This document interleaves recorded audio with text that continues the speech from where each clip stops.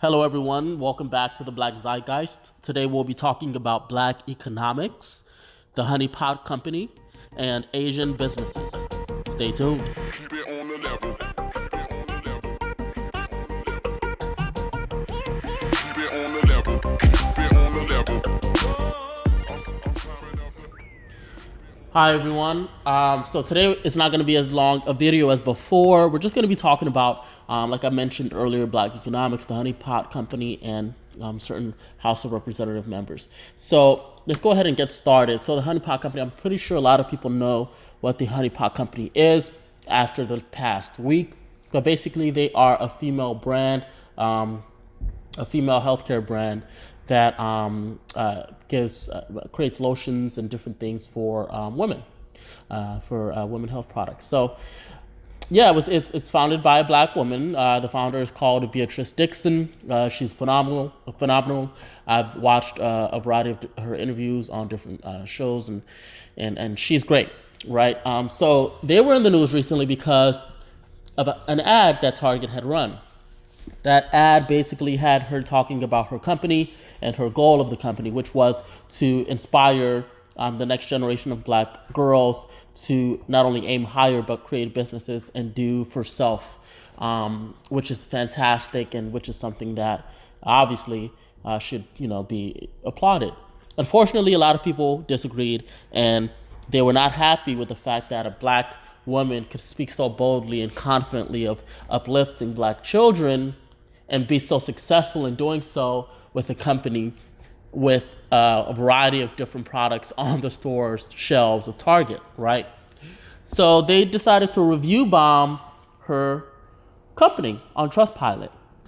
It went from over 4 stars to just over like a 1, barely over 1 in a time span of a few days.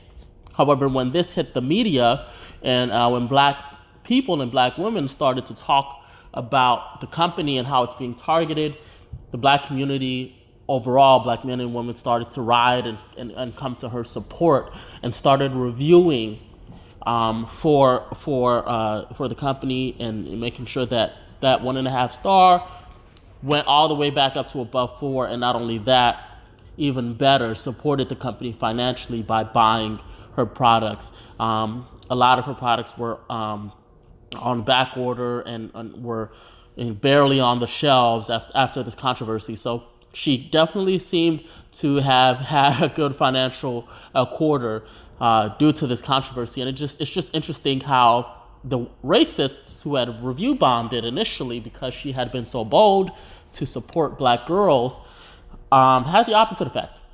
The effect that they wanted it to have was they wanted the company to be crushed. They wanted the brand to take a hit, and they wanted to do whatever was necessary to ensure that it was destroyed. However, it's a new day. It is not 1920 anymore. It's not 1930.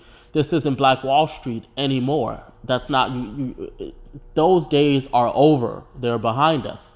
White racists can't come up to a storefront and try to destroy it, a Black business, and walk away. That's not going to happen. So, and I'm glad we showed that can't happen anymore. And we need to continue to show that by creating more businesses and continuing to build our proverbial Black Wall Street, wherever it may be, online or in Target store shelves. But so after that had happened, it just got me thinking about, Black Wall Street, how white racists, whenever it comes time for economic advancement, they always want to destroy any progress that Black people start to make. And that is exactly the case that we see here. We see a Black woman making building a Black company and ensuring that Black girls understand that she's doing that for them and that they should also be aware of that and hopefully pass it on. That's powerful, right? That's powerful. So obviously, certain white racists felt some type of way that she was so bold and so upfront about it that they felt that it was a detriment to them. If you read the comments on Trustpilot that a lot of those white people left, you'll see that a lot of them are commenting that it's racist. How is it racist. Apparently, it's racist towards white people because black people are uplifting themselves. It's this black woman wants to uplift black girls, and somehow, some way, in some way, shape, or form, it's racist towards white people, even though they're not included at all. You see, when white people get used to an advantage, an unfair advantage, when they get used to having everything in their favor, when they get used to doing things to people and not having to face any consequences, and when they do have to face consequences and face a reality and have to live in equality, they think of that as racism, oppression. And that's exactly what they were saying in those comments. It's a delusion, obviously, and it's not based in reality. It's not based in fact, but they want to continue to spout it, and they want to believe that the more that they say it, the more it'll be true. That's just not the case. So I'm just glad that she was able to get away from this and be able to recover and have the support that she needed from her community, which is fantastic. And I want to connect that situation, now that I've kind of given that whole overview, with another situation. Representative Nydia Velazques. If you don't know who she is, you can go ahead and click the description, and I'll link her Twitter account so that you can take a look at her page. But essentially, she's a House of Rep member, and she had decided to make a post. Now, what is this post? Well, first of all, she represents New York's 7th Congressional District in the U.S. House of Representatives, and she's also the chairwoman of House Small Business Community. She's the chairwoman, okay? This is very important. She's the chairwoman of the House Small Business Committee, right? So she had decided to make a statement about the coronavirus and how it's affecting Asian businesses. So what did she say exactly? I'll quote this for you, and you can click on her profile and see this on her page if you'd like to take a look for yourself. She said, and I quote, "Asian-owned small businesses have suffered due to stigma associated with the coronavirus. I have joined with Representative Judy Chu and Representative Grace Meng in authoring legislation to make emergency loans available to businesses harmed by this outbreak." Now, what exactly does this mean? This means that for any Asian business that might have a low financial quarter or might have a low amount of sales during this coronavirus season, they will be able to take out emergency loans. First and foremost, that's the most ridiculous thing I've ever heard, because I've always been told that reparations is divisive. I've always been told that reparations focuses on one group and not everybody. However, when I look at this, I'm thinking, what in the world is the difference between this and reparations? I'll tell you what the difference is. The difference is so appalling that I'm surprised that she had the guts to even make this post. The first thing is, she doesn't realize that a business that might be harmed by a virus that China helped to spread does not warrant a small business fund over an entire race of people that were enslaved for over 400 years and were paid zero during that period, obviously, and still consistently get targeted by white supremacists and racists to this day, as I've just spoken about, and have zero funding.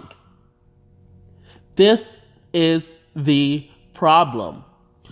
And this is why, again, you should know that you have no friends as black people. It's just that simple. It is just that simple. So if you have any doubt in your mind that this minority coalition that people talk about, where it's all different minorities coming together, please understand that that's not the case. That is not the case. And when you talk about whenever African Americans try to bring up reparations, we see a lot of people, everyone, Asians and Latinos and other minorities, say that it's divisive and it's not needed and should not be given to African Americans. And you know why they say that? They understand that they benefit more from black people being at the bottom caste than anyone else. Because if black people were to somehow get an economic advantage, that would mean that someone else has to go to the bottom. Everyone, please believe that everyone understands that this is a pyramid, hierarchical, racist country.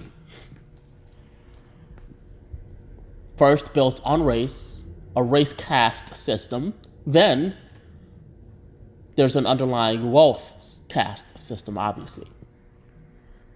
And they understand that if black is not at the bottom of the racial caste system anymore, that jeopardizes anyone else from going there. And for their own security, they don't want that to happen. So I only say that to say that be very careful for who you vote for.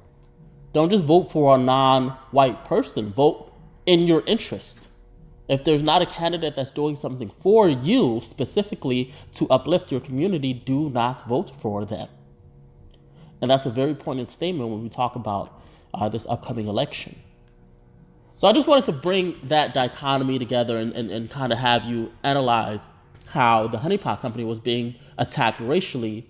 And you had this representative that didn't say a single thing. There was no one in Congress that said a single thing about that, had offered her loans. However, let the coronavirus possibly affect certain Asian businesses, and they're able to whip out billions in funding within no study needed, no meaning needed. It just happened so swiftly and so quickly. You begin to think and realize that clearly people don't want your best interest at heart. And that's just a fact. Until you start standing up for yourself and demanding what's necessary and being comfortable in doing to them what they do to you, you will continuously suffer these consequences. So, yeah, we need to wake up. We need to do better. And we need to continue to push forward and demand that. And I'm not saying that that's not necessary, that Asian businesses might not need it, even though honestly I believe that that should not be our priority right now, period. I think that if there's any focus on small businesses, it definitely should be black businesses, because that's the least amount of minority businesses that are available right now, that are actually in operation right now. But so I'm saying that to say that the issue is not necessarily the funding. The issue is where the funding is going, and how it's so easy for everyone else to get funding during the most minute amount of hardships, whereas it seems almost impossible for African Americans to receive funding during possibly the greatest hardships that humanity has ever faced. So I'm going to go ahead and conclude this. Thank you for tuning in. I'll go ahead and have a lot of other videos coming up throughout the month. Next week will be great. I'm working on something now. So until then, take care. Have a wonderful weekend. This has been the Black Zeitgeist.